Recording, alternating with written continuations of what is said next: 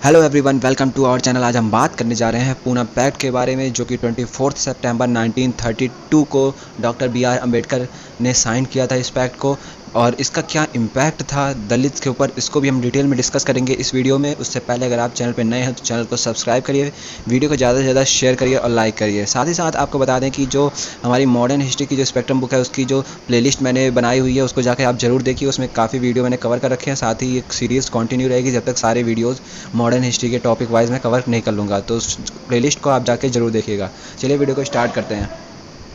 Basically जो आपका Poona pact था, इसको जब आपके गांधी जी फास्ट किए थे, जो कम्युनल अवार्ड आया था उसके अगेंस्ट में गांधी जी ने फास्ट किया था, क्योंकि इसमें सेपरेट इलेक्टोरेट, जो कम्युनल अवार्ड था उसमें सेपरेट इलेक्टोरेट की बात थी फॉर दलित्स। तो उसके लिए गांधी जी ने कहा था कि ये जो हमारी यूनिटी है, इंटीग्रिटी है कंट्री की, देश की, उसके अगेंस्ट है। ये उनके लिए कोई प्रोटेक्शन नहीं है, कोई उनको फेवर नहीं करता ये जो सेपरेट इलेक्टोरेट है, बल्कि ये जो इंडिया की यूनिटी है उसको डिवाइड करने का काम कर रहा है। तो उसके अगेंस्ट में गांधी जी ने फास्ट किया था। इंडेफिनिट टाइम तक का फास्ट था ये, उन्होंने स्टार्ट किया था 20 सितंबर को 1932 को। और इसके बाद जो वेरियस लीडर्स थे, जिसमें बी आर अम्बेडकर, MC राजा और मदन मोहन मालवीय, उन्होंने इन सब ने मिल के कंप्रोमाइज़ किया और जाके ये पूना पैक्ट को साइन किया। इसके बाद गांधी जी ने अपना जो फास्ट था वो तोड़ा। तो इसमें जो पूना पैक्ट था ये बेसिकली 24 सितंबर 1932 को जो कि साइन किया गया था बाय दलित लीडर, जो डिप्रेस्ड क्लास की तरफ से, जो बी आर अम्बेडकर थे, उन्होंने इस पैक्ट को साइन किया था। इसमें जो सेपरेट इलेक्टोरेट का जो आइडिया था उसको अबेंडन किया गया था, उसे हटाया गया था फॉर डिप्रेस्ड क्लास। और इसके साथ ही साथ और इसके अपोज में उन्होंने जो सीट को रिज़र्व किया था फॉर डिप्रेस्ड क्लास, और उसको रिज़र्व करने के साथ साथ उनमें इंक्रीज़ भी लाया था, जो कि पहले 71 सीट्स की जो कम्युनल अवार्ड था उसमें 71 सीट रिज़र्व की गई थी, बट इस बार इसको इंक्रीज़ किया गया था और 147 सीट को तक ले गए थे। जो पूना पैक्ट था उसमें 71 सीट से 147 सीट रिज़र्व की गई थी for depressed class in provincial legislature. और इसके साथ ही साथ 18% of total in central legislature. जो प्रोविंशियल लेजिस्लेचर था उसमें 71 से बढ़ के 147 हुई थी सीट, और जो सेंट्रल लेजिस्लेचर था उसमें 18% total seat for depressed class reserve की गई थी।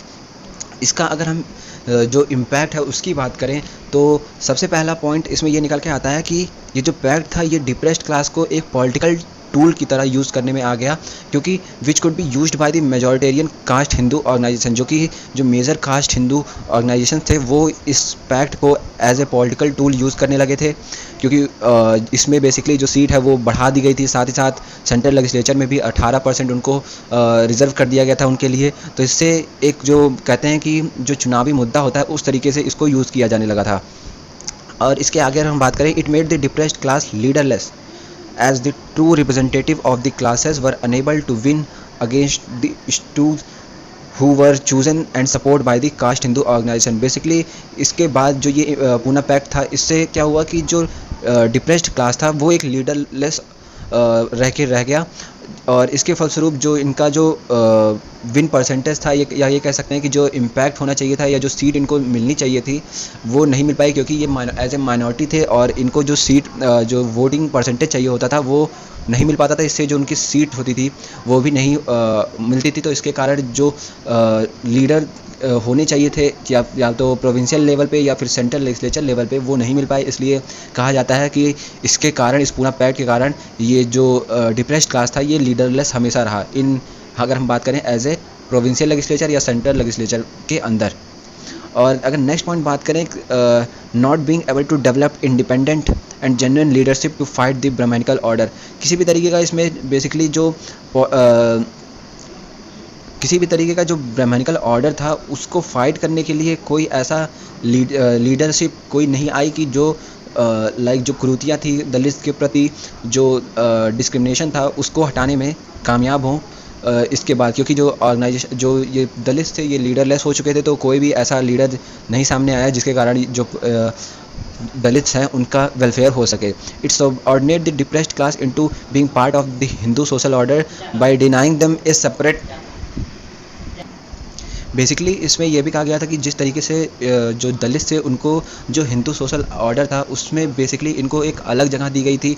इनको साथ में किसी भी तरीके का कल्चर या रिलीजियस इनका मिलाप नहीं था विथ मेन जो हिंदू सोशल ऑर्डर था। और इसके बाद जो पूना पैक्ट था वो perhaps put obstruction in the way of an ideal society based on equality, liberty, fraternity and justice. किसी तरीके का ये जो पूना पैक्ट था उसको साइन होने के बाद कोई भी ऑब्स्ट्रक्शन की जो put obstruction in the way of an ideal society based on equality, liberty, fraternity and justice. और बेसिकली ये था आपका जो इम्पैक्ट था। अगर मोटे मोटे तरीके से हम बात करें तो बेसिकली एक पॉलिटिकल टूल की तरह यूज़ किया गया था और ये एक लीडरलेस क्लास बन के रह गई थी। और जो ब्राह्मणिकल ऑर्डर था उसमें ये मिलके नहीं रह पाए, उनको एक सेपरेट कर दिया गया था, क्योंकि कोई भी जनरल लीडरशिप नहीं आई थी सामने। तो ये था पूना पैक्ट और उसका इम्पैक्ट। अगर आपको वीडियो पसंद आया तो वीडियो को लाइक करिए, चैनल को सब्सक्राइब करिए और जो मैंने प्लेलिस्ट कही थी उसको आप जाके ज़रूर एक बार देखिएगा। तब तक के लिए जय हिंद।